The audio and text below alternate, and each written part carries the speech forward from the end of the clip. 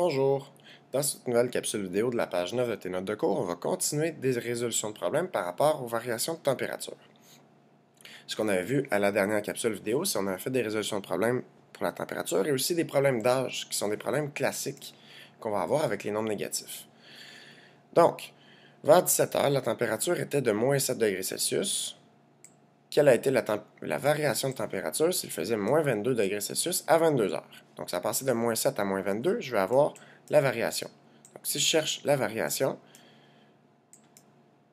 ce que je vais faire, toujours, c'est ma température finale. Ma température finale, qui est moins 22, moins ma température initiale, qui est moins 7. Moins 22, moins 7.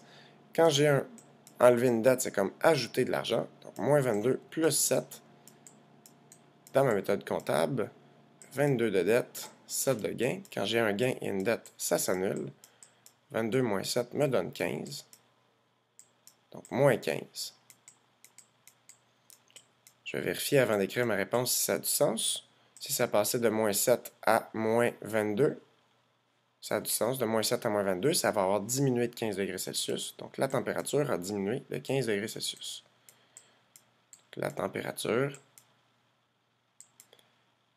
a diminué de 15 degrés Celsius. Je rappelle que ce qu'on avait vu à la dernière capsule vidéo, c'est que si la variation est négative, comme ce cas-ci, c'est que c'est une diminution de température. Si la variation était positive, on avait vu que c'est une augmentation de température. Donc, si la température a diminué de 15 degrés Celsius. Maintenant, ce matin, il faisait moins 2 degrés Celsius à l'extérieur et on provoque qu'il va y avoir une augmentation de température de 13 degrés Celsius. On va savoir quelle sera la température à 15 heures. Donc, ce qu'on cherche, c'est ma température finale. Je sais ma température initiale, je sais combien ça va varier, donc je cherche ma température finale à 15 heures. Donc, dans ce cas-là, j'identifie mon calcul, je cherche la température finale. Je vais aller écrire mon opération à gauche, faire mon calcul à droite. Donc, je sais que je commence à moins 2 et ça va augmenter de 13. Donc, moins 2 plus 13. Je vais aller faire ma méthode comptable pour calculer ça. Donc, j'ai 2 dans mes dettes et j'ajoute 13. 13 dans mes gains. Quand j'ai un gain et une dette, ça s'annule. 13 moins 2 me donne 11 du côté des gains. Donc, ça me fait 11 degrés Celsius. Avant d'aller écrire ma réponse, je vais valider, voir est-ce que ça a du sens, ma réponse de 11 degrés Celsius. Donc, de moins 2 sur un thermomètre, ça augmente de 13 degrés Celsius. Donc, ça va augmenter de 2 pour se rendre à 0, puis de 11 ensuite pour se rendre à 11 degrés Celsius. Donc, la température sera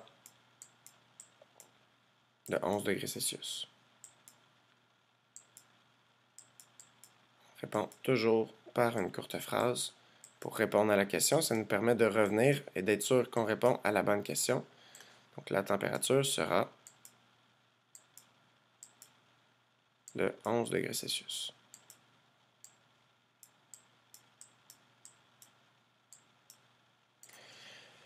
Problème suivant. Je vais effacer tout ça. Problème suivant. Il y aura une diminution de 16 degrés Celsius au courant de la nuit. Quelle sera la température finale s'il faisait 4 degrés Celsius au coucher du soleil? Changer de couleur. Donc, s'il y a une diminution de 16 degrés Celsius au courant de la nuit, on veut chercher la température finale s'il faisait d'abord 4 degrés Celsius au coucher du soleil. Donc, je cherche ici ma température finale. Je vais aller identifier mon calcul.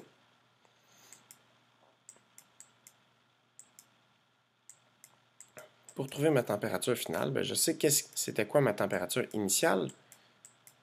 Ma température initiale, on l'a fait ressortir, qui faisait 4 degrés Celsius au coucher du soleil. Donc, il faisait 4 et ça va diminuer de 16, donc il faut que j'enlève 16 degrés Celsius. 4 moins 16, je vais faire ça dans ma méthode comptable. Donc, 4 moins 16, j'ai 4 dans mes gains et j'enlève 16, donc 16 dans mes dettes. Ça s'annule un gain et une dette, donc 16 moins 4 me donne 12 dans les négatifs, donc 4 moins 16 me donne moins 12 degrés Celsius. Je vais vérifier si ma réponse a du sens. Donc, s'il faisait 4 degrés Celsius et ça diminue de 16, ben oui, ça me donnerait moins 12 degrés Celsius. Donc, la température sera de moins 12 degrés Celsius.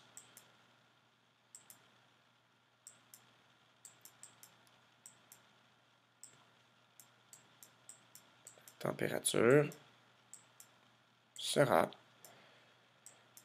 de moins 12 degrés Celsius.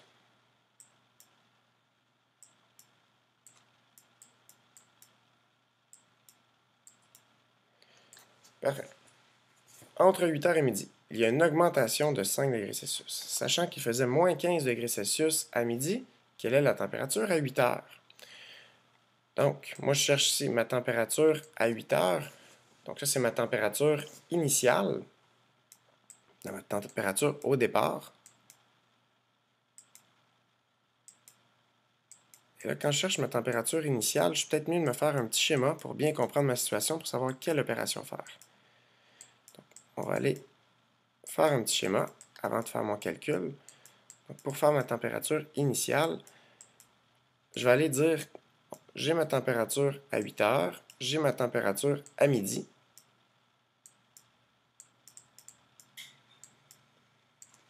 Ce que je sais comme information, c'est qu'on me dit que entre 8h et midi, donc de 8h à midi ici, ça va augmenter de 5 degrés Celsius. Ça augmente de 5 degrés Celsius. Je sais qu'il faisait moins 15 degrés Celsius à midi. Et là, je cherche quelle est la température à 8h.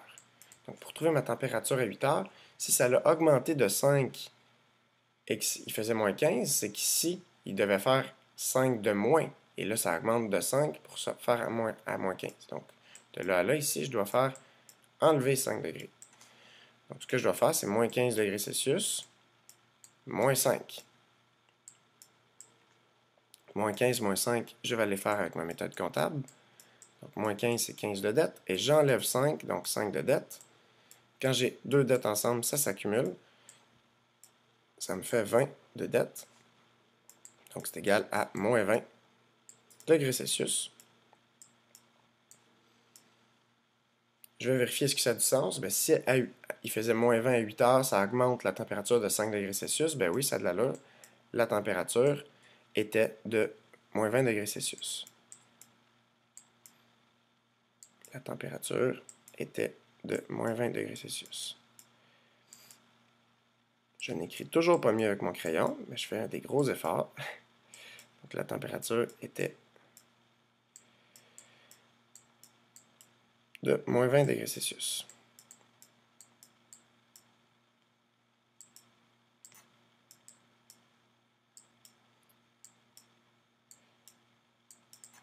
Je vais aller passer à ma dernière question. Donc, je vais effacer tout ça. Donc,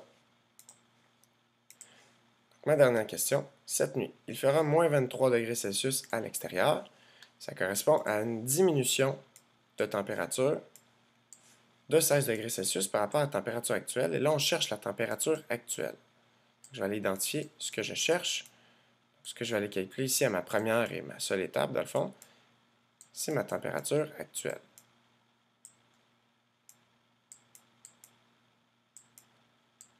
Ma température actuelle, ben, c'est comme ma température initiale par rapport à ce qui va se passer durant la nuit. Donc, quand je cherche la température initiale, c'est mieux d'aller se faire un petit schéma pour bien comprendre la situation.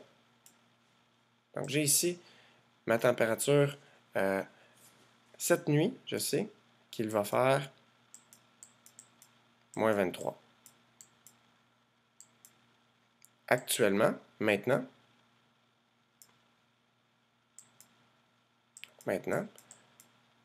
c'est ce que je veux trouver. Je veux calculer ma température actuelle, donc ma température qu'il fait maintenant. Donc ça, je ne l'ai pas. C'est ce que je cherche à trouver. Et je sais que quand il va faire moins 23 degrés Celsius, ça va correspondre à une diminution de température de 16 degrés Celsius. Donc il va falloir que ça ait diminué de 16. Donc si ça a diminué de 16 et qu'il fait moins 23, c'est qu'ici, il faisait 16 degrés de plus que moins 23.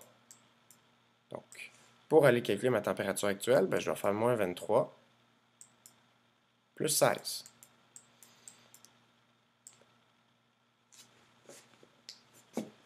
Donc, ici, je vais aller faire ma méthode comptable.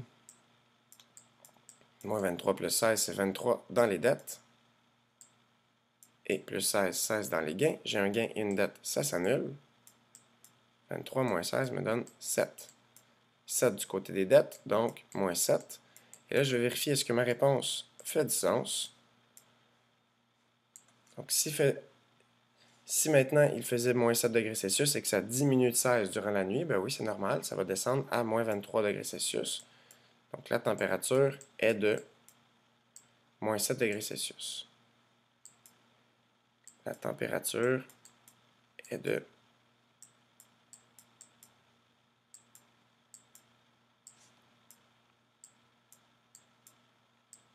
moins 7 degrés Celsius. Donc, on a vu faire des résolutions de problèmes avec des nombres négatifs, avec les variations de température, des températures initiales, des températures finales. Des fois, ça peut aider de faire un petit schéma comme ça pour savoir quelle opération faire. Dans la prochaine capsule vidéo, on verra la dernière notion qui est la multiplication et la division de nombres négatifs. Merci.